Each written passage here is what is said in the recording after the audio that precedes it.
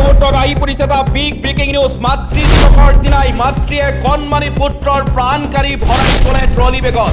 আজি 11 মে মাতৃ দিৱস। প্ৰতিগৰাকী মাতৃৰ সন্মানৰ বাবে উৎসৰ্গিত এই দিন।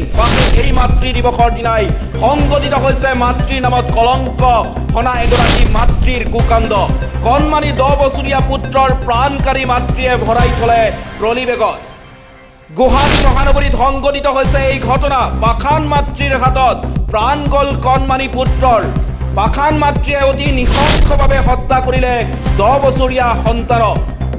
মাতৃ আৰু অবৈধ প্ৰেমিকে মিলি হত্যা কৰিলে শিশুটিক। হত্যা কৰি সন্তানৰ নিথৰ দেহ ভৰাই থলে এটা ট্ৰলি বেগত। ট্ৰলি বেগটোৰ পৰাই উদ্ধাৰ শিশুটিৰ মৃতদেহ।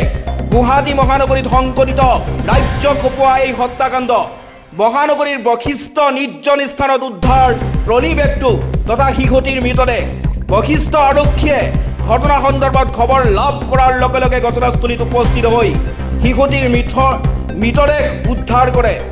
আৰু ঘটনা সন্দৰ্ভত জানিব পৰা অনুসৰি পাখান মাতৃ দীপালী ৰাজবংশী আৰু অবৈধ প্ৰেমিক জ্যোতিৰ্ময় হালৈৰ এই ভয়ংকৰ কাণ্ড। দীপালী ৰাজবংশীৰ স্বামীৰ সৈতে বিবাহ বিচ্ছেদ হৈছিল। বিচ্ছেদৰ পাছতে প্ৰেম গঢ়ি উঠিছিল জ্যোতিৰ্ময় হালৈৰ সৈতে। এই প্ৰেমৰ পৰিণতিতেই সংঘটিত হয় এই ভয়ংকৰ ঘটনা। আৰক্ষীয়ে সদৰি কৰা অনুসৰি জয়নগৰ আলোক পথৰ পৰা নিৰুদ্দেশ হৈছিল শিশুটি। কালি সন্ধিয়াৰ বতাহ ধুমুহাৰ ফলত কাৰেণ্ট নথকাৰ সুযোগ লৈ পেলাই থৈ যোৱাৰ সন্দেহ স্থানীয় লোকৰ।